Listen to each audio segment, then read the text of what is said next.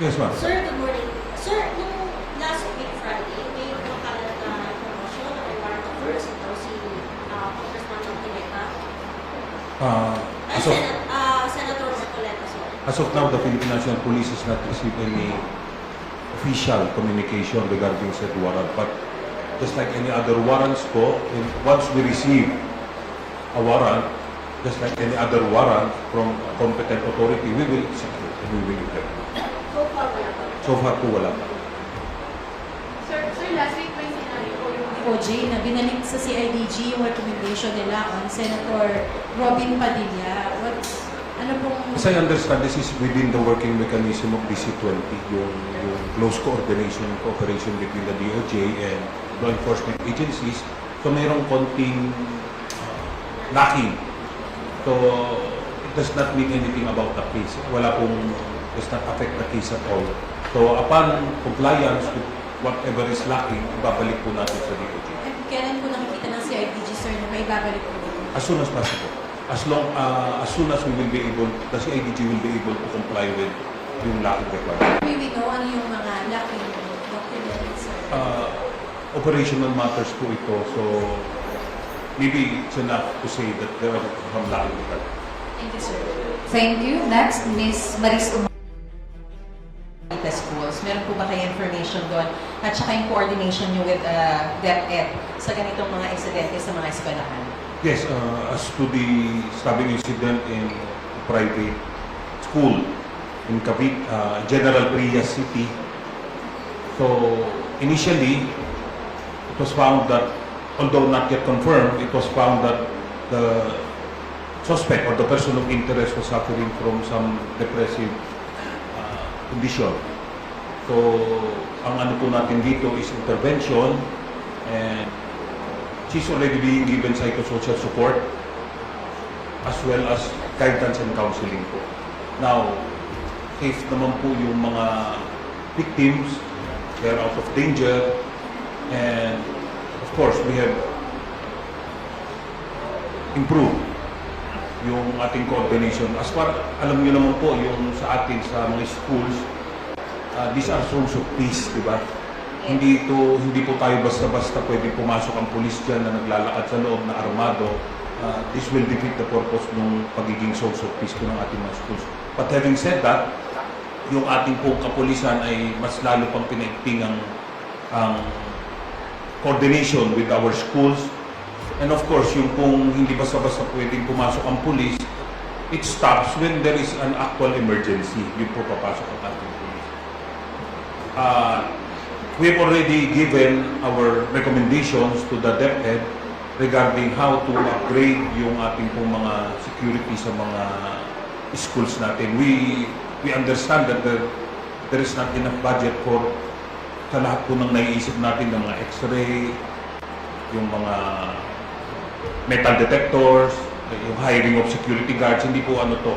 But we have alternatives, some of which are yung closer coordination with the barangays.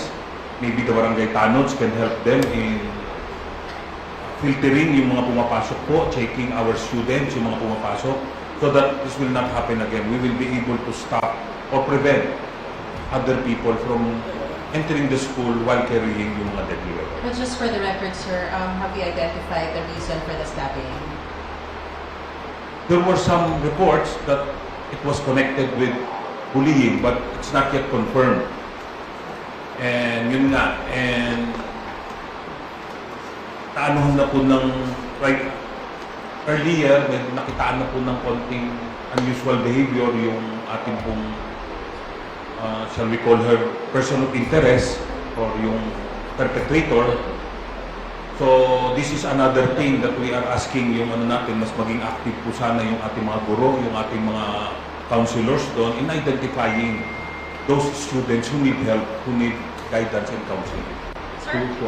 On another note, kasi last week, buong araw po si Coach Tab Baldwin na humarap sa CIDG. Pwede po ba kaming makakuha lang kung ano yung mga pwede ninyong i-divulge? Kasi, like for example, we were able to also interview the lawyer of one of the coaches. At sinabi nga niya na naging emotional daw si Jacinto. Did we also see some sort of behavior from resigned coach Baldwin? Ano po yung mga striking testimonies niya na kumbaga parang dahilan para sabihin may mga inconsistencies between what the players mentioned and what the coaches mentioned in their testimony? Alam niyo, we will have to see, all of these statements, not only of the coach, is still being processed. So, we would not like to comment or release some of the parts of the statements as not to unduly prejudice yung ano ng public as well as yung magkakaroon ng prejudgment po kasi sa mga all parties involved. But nevertheless, we will be checking and we will be with the CIDG for any updates regarding the statement. But is it safe to say that with the testimony now of the head coach, Yes. you've already completed the timeline that is needed for you to be able to really identify kung ano ba yung mga pagkukulang, ano ba yung sino talaga yung may liability, and are you now almost ready to submit the recommendation to the Department of Justice? Kaya po nung sinabi ng Secretary natin of Interior and Local Government, this is still to be processed. Diba? It took longer than we thought. Of course, dahil mas inaano natin, we should build an airtight case if ever a case will be filed. So, we cannot give you an exact timeline regarding the filing or the endorsement to the DOJ. I would just like to clarify, kasi may sinasabi si Secretary John Vic na kailangan talagang malaman yung liability ng institution. Of course. Sa ngayon po ba, based on what you've heard from the testimonies of the coaches and the players, hindi pa natin na-establish ang liability ng institution? We also have to get the side ng ating statement of the institution itself represented by the, I understand, the President. So, Kailan as far as I know, he's scheduled to appear on Friday. Friday na Thursday? On Friday. Yun po ang latest na narinig namin. But it could change. Thank you very much, ma'am. Sir, estudyante na sa Cavite. Sir, yung mga security guard, under ng SOSHA, diba? Ano po ang pwedeng gawin ng SOSHA para gusto yung mga security guard at i-review yung mga protocol sa benefit ng mga inspections? Right this minute po, the SOSHA is already studying or analyzing what went wrong dun po sa nangyari sa ano. At we cannot expect naman talaga, nakakalungkot siyempre, pero we cannot expect that as far as I understand, yung school, yung Cavite, has 3,000 students. So going in and out, di ba? On the time. Dun sa isang school naman po, again, 100 siguro yan. So we will be analyzing or we will be assessing what went wrong and we will introduce the necessary interventions. Kailangan na The training, maybe that. Thank you. Let us hear the closing statement of our officer in charge of Public Information Office. Sir, for the record lang, nandiyan si SALD at si Chief Casey, may meeting ngayon. Tungkol saan yung meeting? They are in CIDG. So that's why I told you earlier that not all hope is lost. Diba? It will be possible that they will be conducting a press briefing later or in the next few days. Yes, ma'am. Sir, good morning. Sir, nung last week Friday, may makalat na promotion na may warrant of arrest ito si Congressman Montineta. Senator Marcoleta, sir. As of now, the Philippine National Police has not received any official communication regarding said warrant. But just like any other warrants po, once we receive a warrant, just like any other warrant from a competent authority, we will execute and we will implement. So far, wala pa. So far po wala pa. Sir, last week may sinabi po yung OJ na binalik sa CIDG yung recommendation nila on Senator Robin Padilla. Ano pong... As I understand, this is within the working mechanism of DC-20, yung close coordination and cooperation between the DOJ and law enforcement agencies. So mayroong konting lacking. So, in does not mean anything about the case. Does not affect the case at all. So upon compliance with whatever is lacking, ibabalik po natin sa DOJ. And kailan po nakikita ng CIDG, sir, na may babalik po? As soon as possible. As soon as we will be able, the CIDG will be able to comply with yung lacking requirement. May we know ano yung mga lacking documents, sir? Operational matters po ito. So maybe it's enough to say that there are some lacking requirements. Thank you, sir. Thank you. Next, Ms. Maris Schools. Meron po ba kayo information doon? At saka yung coordination nyo with DepEd sa ganitong mga insidente sa mga eskwelahan? Yes, as to the stabbing incident in a private school in Cavite, General Trias City. So initially, it was found that, although not yet confirmed, it was found that the suspect or the person of interest was suffering from some depressive condition. So, ang ano po natin dito is intervention, and she's already being given psychosocial support as well as guidance and counseling po. Now, if naman po yung mga victims, they're out of danger, and of course, we have improved yung ating coordination. As far, alam niyo naman po, yung sa atin, sa mga schools, these are source of peace, di ba? Hindi po tayo basta-basta pwede pumasok ang pulis dyan na naglalakad sa loob na armado. This will defeat the purpose ng pagiging source of peace po ng ating mga schools. But having said that, yung ating pong kapulisan ay mas lalo pang pinaigting ang coordination with our schools. And of course, yung pong hindi basta-basta pwedeng pumasok ang pulis, it stops when there is an actual emergency. Yun po papasok ang ating pulis. We have already given our recommendations to the DepEd regarding how to upgrade yung ating pong mga security sa mga schools natin. We understand that there is not enough budget for sa lahat po ng naiisip natin ng mga x-ray, yung mga metal detectors, yung hiring of security guards, hindi po ano to. But we have alternatives, some of which are yung closer coordination with the barangays.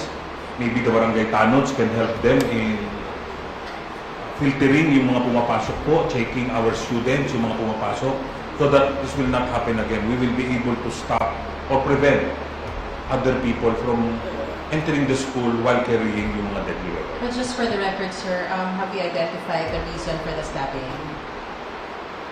There were some reports that it was connected with bullying, but it's not yet confirmed. And yun nga, and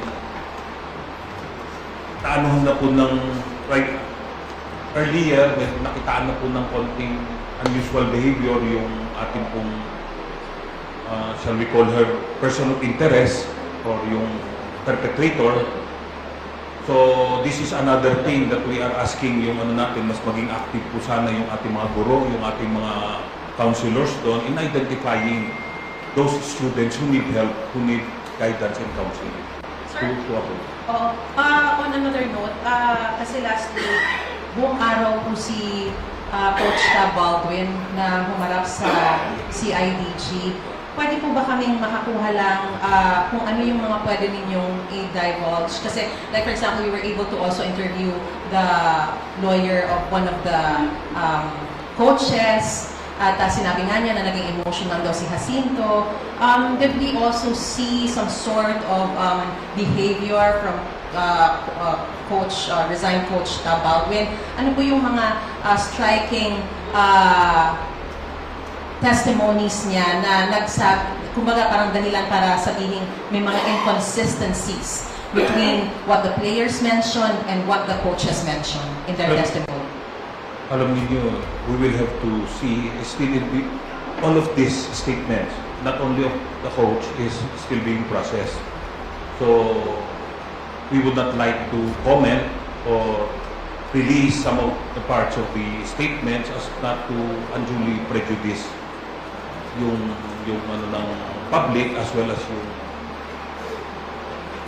magkakaroon ng prejudgment po kasi sa mga all parties involved. But Nevertheless, we will be checking and we will be with the CIDG for any updates regarding the state of the But is it safe to say that with the testimony now of the head coach, Yes. you've already completed the timeline that is needed for you to be able to really identify kung ano ba yung mga pagkukulang, ano ba yung sino talaga yung may liability, and are you now almost ready to submit the recommendation to the Department of Justice? Sa kaya po nung sinabi ng Secretary natin ng Interior and Local Government, this is still to be processed. Diba? It took longer than we thought. Of course, dahil mas inaano natin, we should build an airtight case if ever a case will be filed. So, we cannot give you an exact timeline regarding the filing or the endorsement to the DOJ. I would just like to clarify, kasi may sinasabi si Secretary John Vic na kailangan talagang malaman yung liability ng institution. Of course.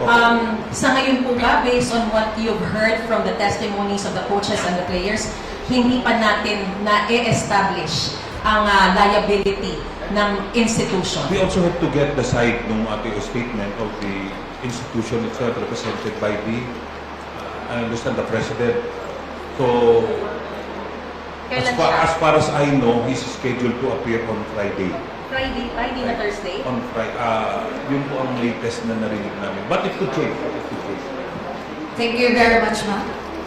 Sir, estudyante na sa Cavite. Sir, yung mga security guard, under ng social pa, ano po ang pwedeng gawin ng social para usan yung mga security guard at i-review yung mga protocol sa mahigpit na mga inspections?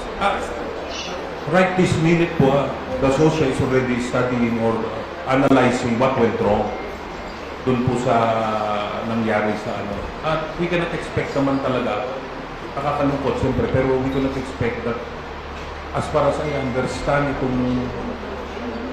yung school, yung Cavite, has 3,000 students. So going in and out, di ba? On the time. Dun sa isang school naman po, again, 100 siguro yan. So we will be analyzing or we will be assessing what went wrong and we will introduce the necessary interventions po. Kailangan na may The training, maybe that. Opo. Thank you. Let us hear the closing statement of our officer in charge of Public Information Office. Sir, for the record lang, nandiyan si SALD at si Chief KT, may meeting ngayon. Tungkol saan yung meeting? They are in CIDG. So that's why I told you earlier that not all hope is lost. Diba?